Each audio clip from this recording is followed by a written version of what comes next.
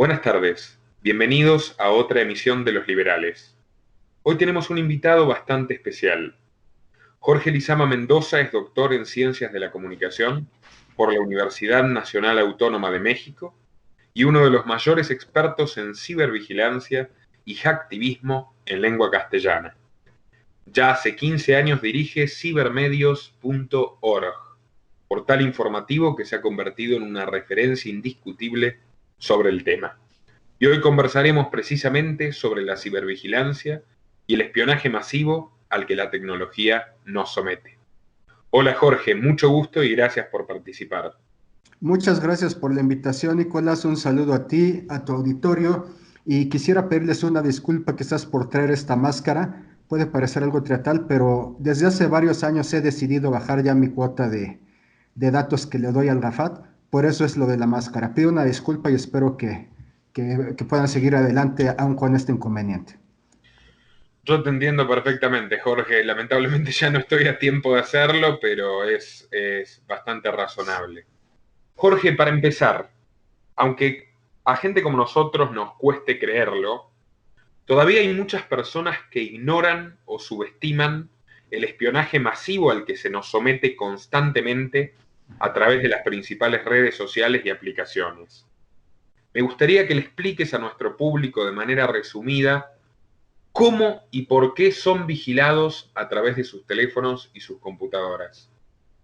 Claro que sí, Nicolás. Fíjate que ese tema siempre me ha interesado mucho y yo he caído en una frase que tengo que creo que define bien el problema y las dimensiones que estamos viviendo.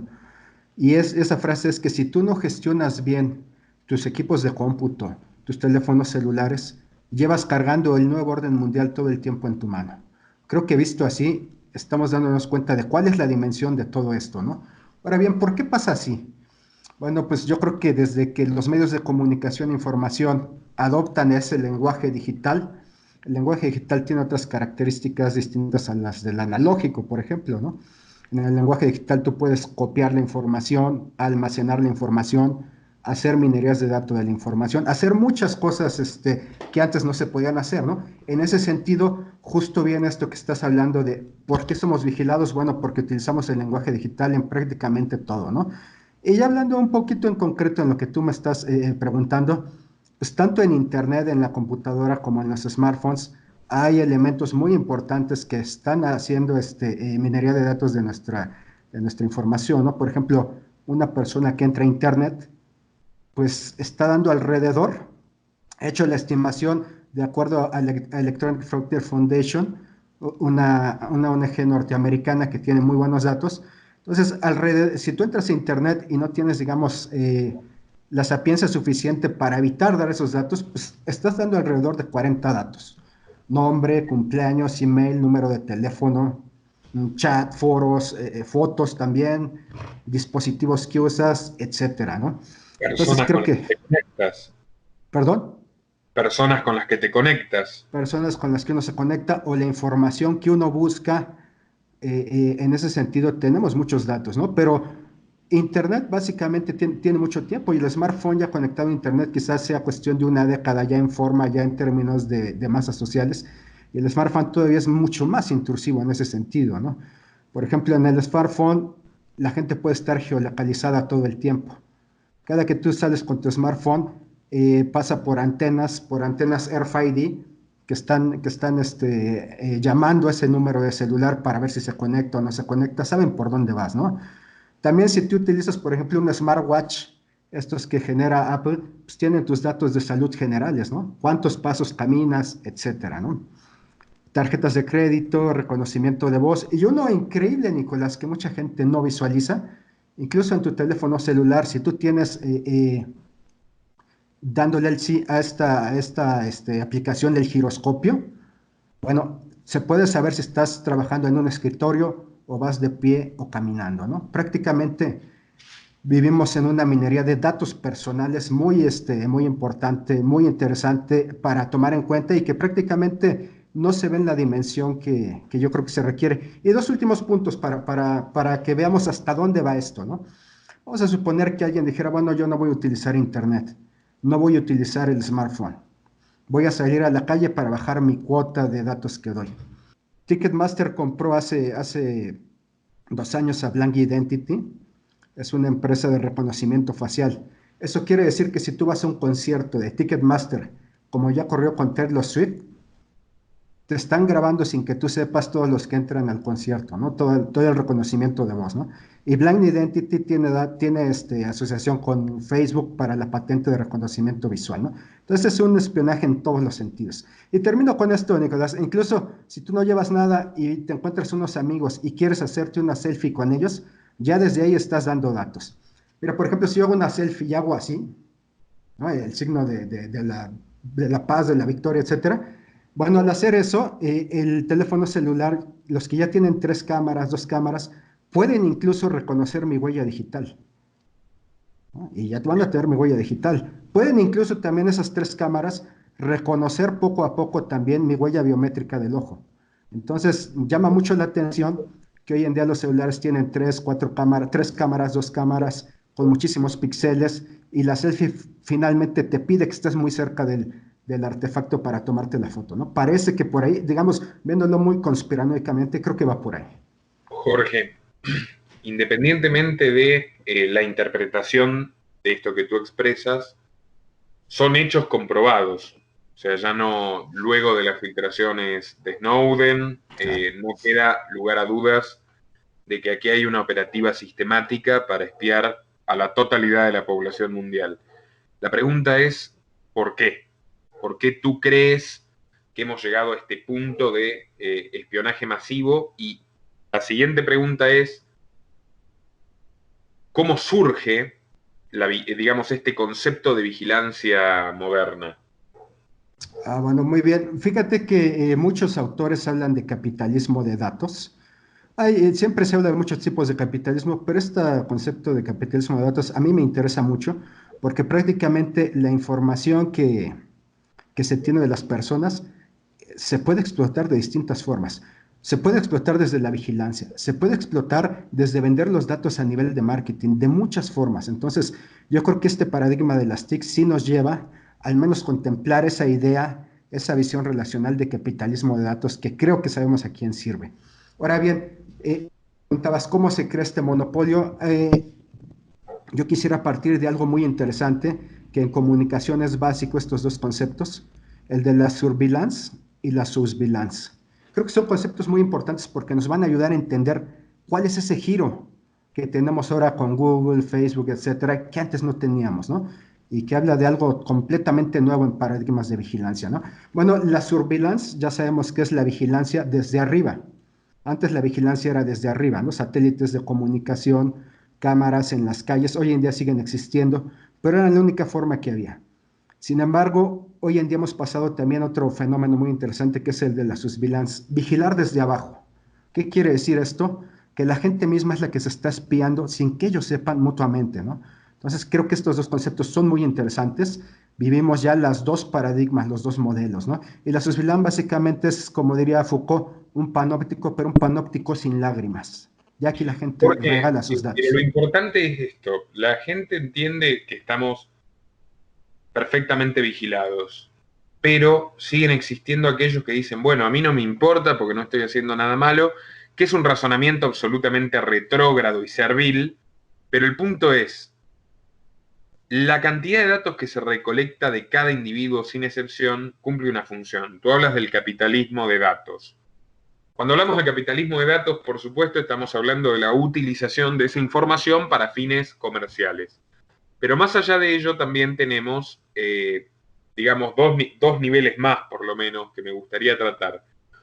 Uno es el gubernamental, y para esto quiero que repasemos lo siguiente. Los que ya tenemos cierta edad, en mi caso 25 años, y los que tienen más, sin duda, lo recordarán, Internet en algún momento parecía una fuerza descentralizadora, muy similar a una democracia directa o a un mercado libre cuasi perfecto, donde tú tenías una enorme cantidad de opciones tanto para la información como para el entretenimiento como para comprar.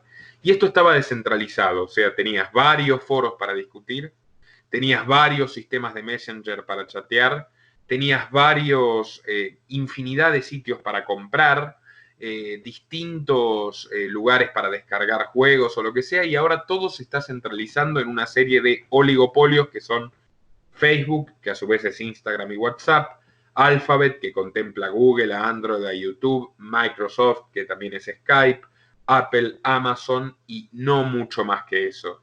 Estos titanes hoy controlan la mayoría absoluta de nuestra actividad, y en el caso de Google hay una omnipresencia incluso que trasciende y que se instala en cada sitio que esté indexado en su buscador o que muestre publicidad de Google AdWords, que son la mayoría absoluta. Por tanto, Jorge, este fenómeno de centralización completamente artificial, primero, ¿cómo se gestó? Y segundo, ¿qué relación tiene con las agencias gubernamentales de espionaje, de tal modo que, digamos, haya permitido que lleguemos a esta instancia que tú describías magistralmente al principio? Muy bien, Nicolás. Oye, me agrada mucho la pregunta en el tono en que la haces porque usualmente aquí en las reuniones académicas y generalmente en todos lados donde luego yo tengo que asistir, se ve a Google, Facebook como empresas autónomas que venden datos, pero no, forman parte de una articulación que tiene que ver sobre todo con el Deep State norteamericano, es decir, con Bill Clinton, Obama, Hillary Clinton. Ellos se apropiaron de estas redes sociales y las han manejado. Un dato interesante, yo creo que esto que tú dices, yo lo veo que surge con la administración Clinton.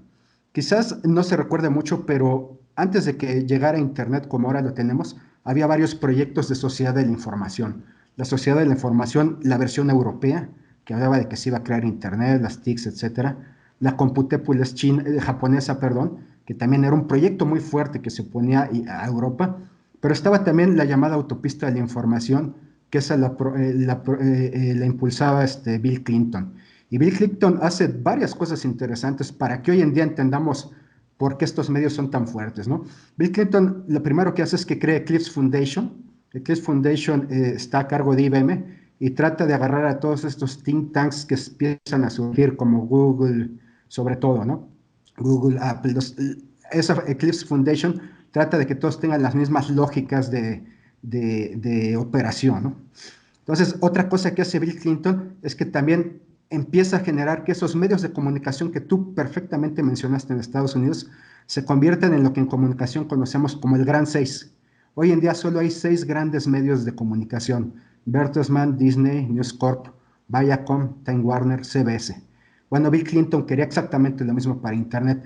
Después Bill Clinton pues, se va de la presidencia, llega Bush, como decimos en México, eh, eh, Baby Bush, llega y Baby Bush no tiene mucho interés por Internet, al menos eso es a las conclusiones que yo he llegado, ¿no? Incluso uno de sus grandes teóricos e ideólogos como Huntington pone a Internet en el nivel de la dominación mundial muy abajo, ¿no? De los 14 puntos que Huntington marca en el choque de las civilizaciones, lo pone en el cuarto nivel. De Y hecho, entonces recuerdo Bush, que la Patriot Act de Bush se centraba en la intervención de las llamadas telefónicas, fundamentalmente. claro, claro, Bush lo que hace es que todavía está pensando en la surveillance, en la vigilancia desde arriba. Pero cuando Bush pierde las elecciones y llega Obama y Hillary, entonces las cosas ya cambian completamente el paradigma, ¿no? Con Obama y Hillary surge ya este Deep State donde la NSA, Silicon Valley y Incutel, que es una empresa de capital variable de la CIA, Bose Allen Hamilton, estas empresas de militares, Vanguard Group también, que sabemos quién es Vanguard Group, que controla todos estos capitales de riesgo en la bolsa de valores, todos ellos se unen y crean ese gran seis de redes sociales. Entonces, Y esto a partir, cabe decirlo, de la contratación multimillonaria de estas empresas por parte de el gobierno más poderoso del planeta. Así que aquí no estamos hablando de una actividad empresarial, sino claramente una decisión política. claro, justamente por eso yo no pensaría que puedan ser empresas autónomas que venden datos, no, es parte de un tinglado muy claro de dominación hegemónica a nivel internacional, ¿no? Y bueno, fíjate, yo he visto, de acuerdo a los datos que hay en Internet, hay alrededor de 150 redes sociales. Y justo lo que tú excelentemente decías, Nicolás, de esas redes sociales solo tenemos 6: Google, Amazon, Facebook, Apple, Twitter, Microsoft, ¿no? Lo que se conoce como el GAFAT, ¿no? Entonces, el GAFAT pues prácticamente domina Internet, domina el 90% de Internet. Y Jorge, me arriesgo a suponer, además de lo que tiene que ver con digamos, con el control de la actividad humana, con obligar a las personas a cumplir las cada vez más numerosas leyes y regulaciones, en muchos casos injustas, en muchos casos ridículas, que proliferan en nuestros países y cada vez se parecen más entre sí, por lo que tiene que ver con, digamos, la globalización política. Yo también creo que hay un factor muy fuerte de manipulación de las masas. Así que yo quería que le expliques a quien no lo entienda cómo un algoritmo y cómo precisamente la informática puede incidir o condicionar las decisiones que toman las personas. De la manera más sencilla que puedas para que lo entienda cualquier hijo de vecino que no está, digamos, muy imbuido en estas cuestiones. ¿Cómo se lo manipula a través precisamente de estas redes? Bueno, yo creo que el algoritmo hoy en día tiene nuevas dimensiones. Generalmente yo creo que la palabra que va a definir todo esto son nuevas dimensiones, nuevos escenarios, que veo que muchas veces no se estudian. Creo que ese es el grave problema, ¿no? Pero no me adelanto. Entonces, ¿cuál es el nuevo escenario del algoritmo? Que básicamente sería una orden de comando informático, ¿no? Para decir qué pasa o qué no pasa. Bueno, yo creo que el algoritmo hoy en día también se junta con otros escenarios. Por ejemplo, George Soros, Hillary Clinton, Obama, han invertido mucho en estas ciencias de la conducta, ¿no? La Universidad Johns Hopkins, Harvard, la Open Society, invierten mucho en ciencias de la conducta y bueno, no creo que debamos de verlos como casos aislados, ¿no? También hay muchas tácticas de guerrilla sacadas de los manuales del FBI, de la CIA, COINTELPRO, ¿no? Esta idea de la contrainteligencia, dominar por el caos, ¿no? Son algunos puntos de los que yo veo que van armando esta pirámide y quisiera decir rápidamente dos a nivel tecnológico, ¿no? Creo que el algoritmo hoy en día tiene algo importantísimo y nadie creo que lo ha dicho de una manera, o he visto un libro escrito sobre esto, la velocidad del algoritmo, lo que Paul Virilio llamaría la dromología, la velocidad. Entonces, si yo quiero controlar un país, quiero controlar a una región a nivel informático, la velocidad de mando y de autosincronización de Facebook, Twitter, etcétera, es impresionante, ¿no? Nadie puede competir con eso, ¿no? Entonces, creo que esos puntos son básicamente los más importantes. Y la lógica entonces Además, sería... convengamos que Adelante. hay una capacidad de estas empresas de mostrar todo el contenido, porque supuestamente ahora los usuarios crean el contenido. Pero el punto es que estas empresas eligen qué mostrar y a quién mostrárselo, qué ocultar y a quién ocultárselo, y no con el criterio comercial de, por ejemplo, si esta persona es antifeminista, yo voy a mostrarle el último video que lanzó Nicolás Moraz hablando sobre los trasfondos del feminismo. No, al contrario, sabiendo que esta persona es antifeminista, no va a llegarle esta información, así que va a tener que buscarla por sus propios medios y cada vez hay más restricciones que de hecho se ponen automáticamente.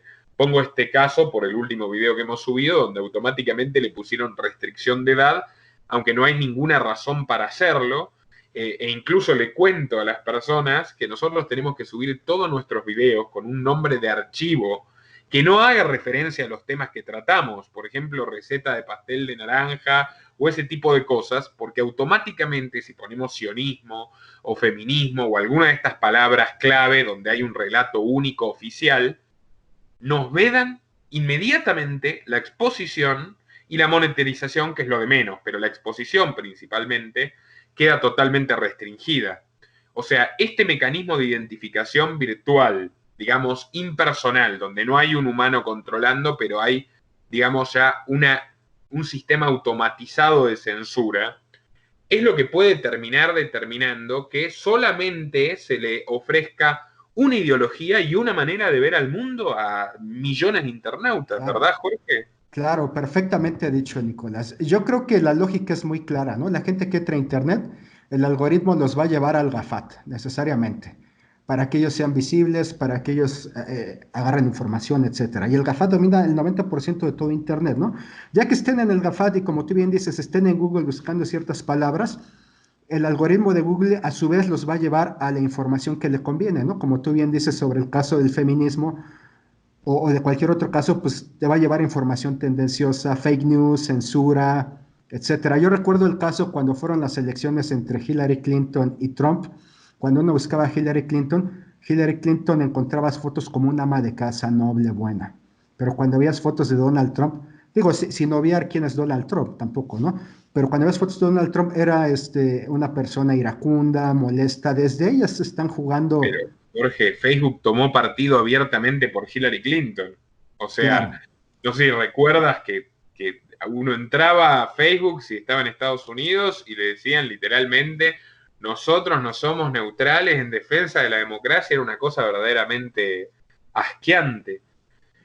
Lo Oye, que Nicolás, también lo que me gustaría ahondar un poquito, Nicolás, permíteme tantito. Es que por favor, me encantó que digas que Facebook apoyó a Hillary Clinton, porque hoy en día el discurso es que Facebook apoyó a Donald Trump a través de Cambridge sí, Analytica y por no se ha supuesto, es demostrado. increíble.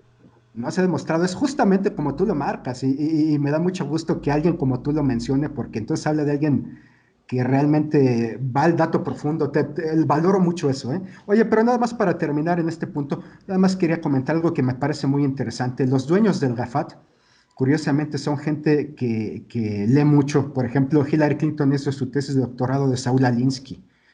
Y bueno, Saul Alinsky en su manual para los radicales, pues tiene ciertas tácticas que pueden ser utilizadas tanto para gente de abajo como para los grandes gobiernos, ¿no? Engañar al contrario de que tiene mayor poder del que se cree, etcétera, ¿no? Y por su parte, Mark Zuckerberg y Peter Thiel es el dueño de PayPal y es el gran accionista junto con Mark Zuckerberg de Facebook, son lectores asiduos de René Girard, ¿no? Y René Girard es este filósofo francés que habla de la mimética, de cómo podemos a través de la repetición generar esos modelos que la gente a través del deseo quiera llegar a ellos. Entonces me parece muy interesante también ver estos aspectos como sociológicos del tema. Bueno, yo normalmente, ahora que estoy escribiendo el libro, Feminismo, Sociedad Anónima precisamente, yo comencé dedicándole un capítulo al caso Netflix, que tiene que ver también con los contenidos. Pero hay una dinámica ya que, digamos, propugna, difunde hasta el hartazgo, impone directamente la ideología de género en todas las producciones de entretenimiento, que bueno, tiene mucho que ver con esto que tú planteas, que es tratar de apropiarse del deseo de las personas y canalizarlo hacia un objetivo político. Jorge, algo que siempre me llamó la atención, que yo sé que tiene una explicación fundada, pero que tú la podrás dar mucho mejor que yo, es el eslabón más bajo del espionaje, aun si tú tienes tu equipo encriptado y demás, va a ser el microchip. O sea, si eres lo suficientemente importante para que te quieran espiar a toda costa, van a ir por el microchip. Y yo me pregunto por qué la producción, entre comillas, privada, porque volvemos al punto de que no hay competencia, por lo tanto no hay mercado, ¿por qué la producción, entre comillas, privada de microchips está prácticamente monopolizada por Intel y AMD, si bien hay muchas otras empresas de otros países que no son Estados Unidos que podrían perfectamente producir microchips? Pienso que, bueno, algo que le da un liderazgo, sobre todo a Intel, que yo veo a Intel como la primera categoría y AMD como de segunda categoría, de hecho AMD copia muchas cosas de Intel, es que, bueno, Intel tiene desde 1971 trabajando. Va a cumplir 50 años Intel de desarrollo tecnológico. Creo que difícilmente alguien le puede quitar toda esa inversión en ciencia y desarrollo que ha generado, ¿no? Otro punto importante y que también aquí nuevamente retomamos al GAFAT y al Deep State es que Silicon Valley, por ejemplo, en Estados Unidos, que es este centro neurálgico donde surgen las innovaciones y todo, siempre ha tenido tratos con Intel. Siempre Silicon Valley, la computadora de Apple, por ejemplo, te dice que no puede trabajar bien si no le metes un chip de Intel, que es como que lo que ellos consideran lo mejor, ¿no? Entonces, Ah, desde ahí o sea, estamos estamos viendo, hablando, digamos, de una suerte de perniciosa asociación entre Intel y claro, los fabricantes. claro, y luego si vamos a Europa, bueno, hay algo llamado Silicon Valley. Silicon Valley es el Silicon Valley, pero ¿de qué país? De Israel. Y Israel comanda lo mismo, manda a traer los chips de Intel y manda a toda Europa del Este, aparte de las partes que confluyen de Asia con China, etcétera, sus computadoras de Silicon Valley, evidentemente con Intel. E Intel se dice, y yo estoy completamente convencido que es así, que generalmente te da dos chips, ¿no? un chip para que trabaje tu computadora y un chip que sería una puerta trasera para que entonces te puedan vigilar, ¿no? Bueno, queda perfectamente claro cómo Intel es un eslabón fundamental en esta cadena de vigilancia masiva. Pero ya hemos hablado un poco, digamos, sobre todo el epicentro estadounidense y, si querés, en términos más amplios, occidental del espionaje masivo al que son sometidos los mexicanos o los argentinos, por poner un ejemplo. Pero me gustaría también que nos comentes un poco cómo manejan la cuestión de las comunicaciones y de la vigilancia sobre sus ciudadanos en Rusia y en China, que son teóricamente polos opuestos, desde mi punto de vista, apenas una suerte de contrapeso a esta hegemonía cibernética yanqui. Muy interesante. Quisiera, si me permites, agregar un poquito algo más de este monopolio de Intel que me quedé pensando ahorita. Bueno, es que Estados Unidos finalmente tiene el monopolio de Internet. Tiene los chips Intel que están en todas las computadoras del mundo. Pero también tiene a nivel de Internet los ruteadores Cisco. Los ruteadores son estos paquetes, estos como paquetes que te dicen por dónde va a pasar cada paquete que tú mandas a Europa, a donde sea que te comuniques, ¿no? También hay un monopolio de Cisco, ¿no? Y otro monopolio que va a tener Estados Unidos es que de todos los servidores raíz que hay en Internet, que son 10, los servidores raíz básicamente son los 15 servidores que reparten la información de Internet a todo el mundo. Bueno, Estados Unidos tiene 10. Yo creo que desde ahí podemos ver por qué ese poder de Intel, de Cisco, del GAFA, ¿no? Tienen controlado prácticamente toda la infraestructura de Esto, comunicación.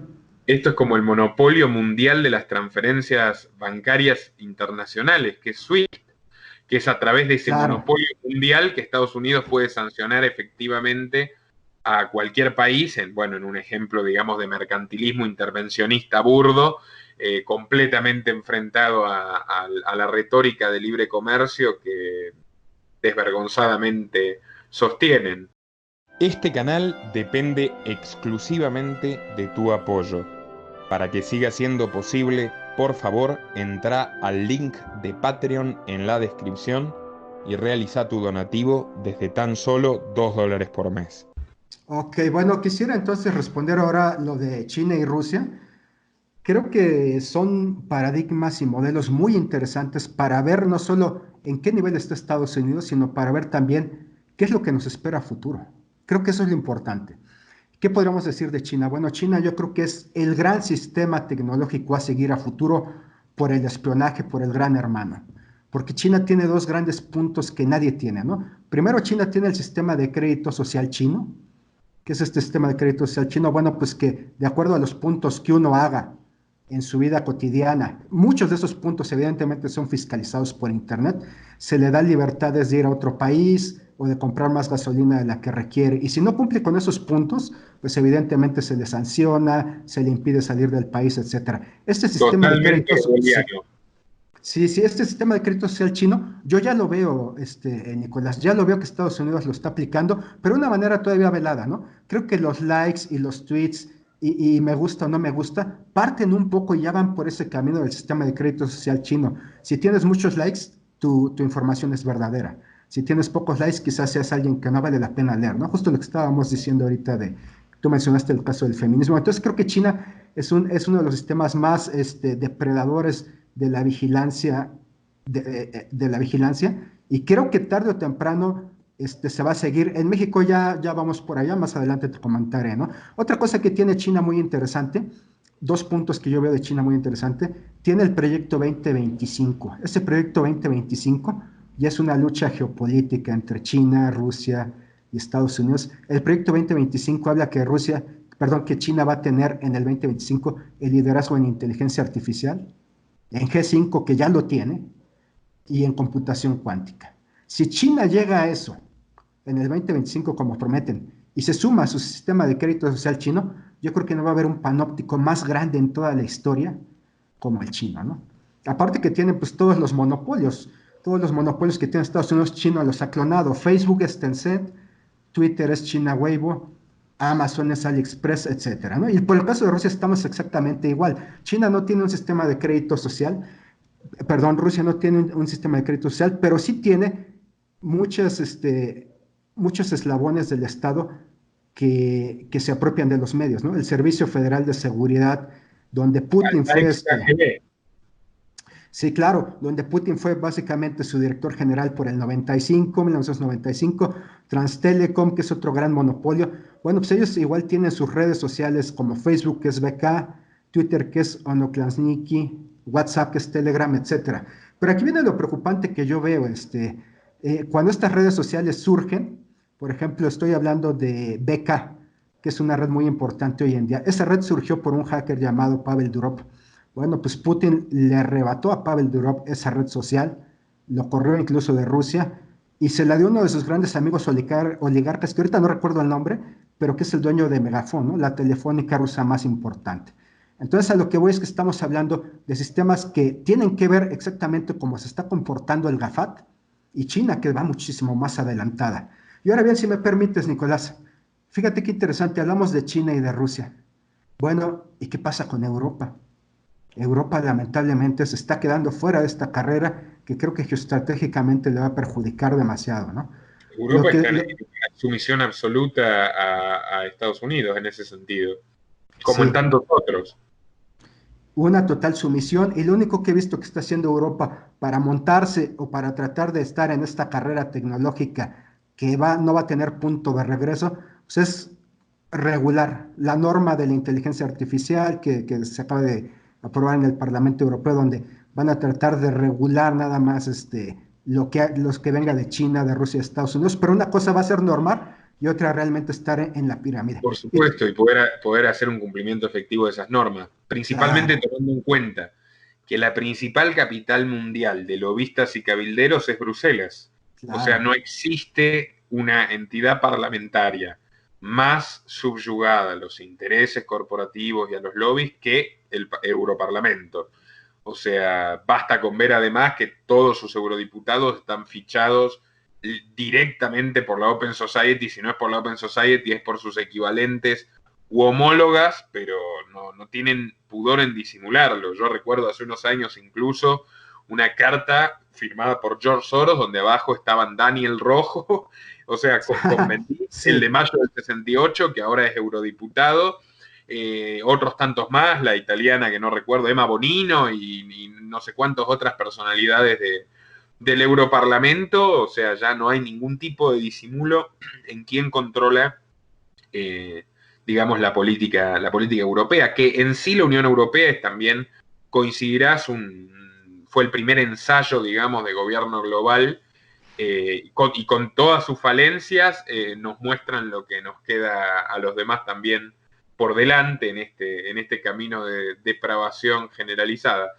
Alphabet, que es el conglomerado dueño de Google, está invirtiendo una cifra colosal que se encamina a ser la investigación científica más costosa del planeta en un experimento que apunta a que el cerebro humano pueda leerse y configurarse informáticamente desde las computadoras, así como lo oyes.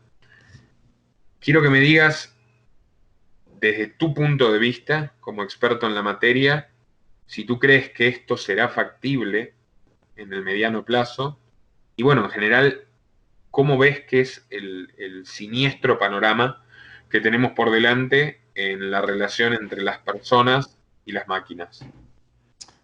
yo pensaría que es de entrada es absolutamente factible, ¿no? Yo ya he visto varios experimentos, digo, siendo un lego del tema, he visto varios experimentos ya en internet con ratas, etcétera, donde ciertamente se les pone un chip y ellas trabajan de cierta manera, ¿no?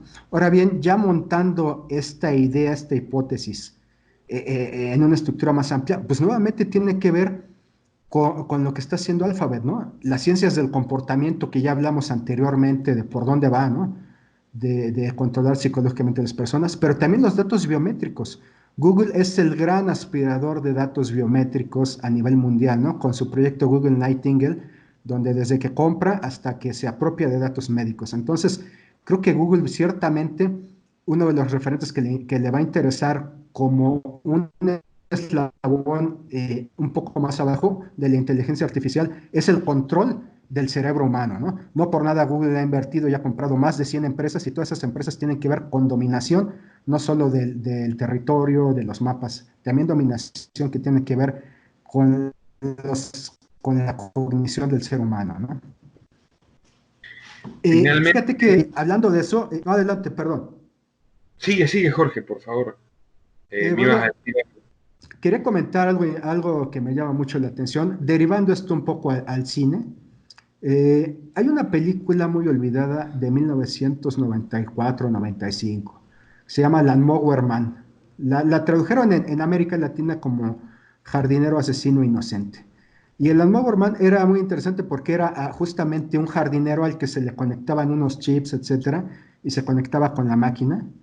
Y finalmente ese jardinero terminó dominando a la máquina, ¿no? Se convirtió en lo que en la ciencia ficción se llama un simbionte, una persona que utiliza la información de la mejor manera, ¿no? Y bueno, este jardinero asesino se vuelve un psicópata despiadado, ¿no? Y quiere acabar con el mundo. A lo que voy con esto es que hoy en día no estamos viviendo esa metáfora del jardinero asesino, porque no se trata de que el jardinero domine a través de la tecnología. Aquí es el proceso inverso. La tecnología va a dominar a los humanos a través del algoritmo, ¿no? Entonces vamos a pasar de un simbionte, que era el término que se les da en la ciencia ficción, a un chipbionte, ¿no? El chip va a dirigir a los seres humanos en muchos sentidos. Y termino con esto, esta pregunta. Fíjate que una de las cosas que va a tener este cerebro humano controlado por las computadoras, que yo lo veo muy factible, va a ser la inserción de un chip. Ya en muchos lugares, en Suecia, en varios lugares, te insertan un chip. Hasta hoy en día es un chip de radiofrecuencia mínima, ¿no? Que solo llega en un sentido, ¿no? Un chip muy breve.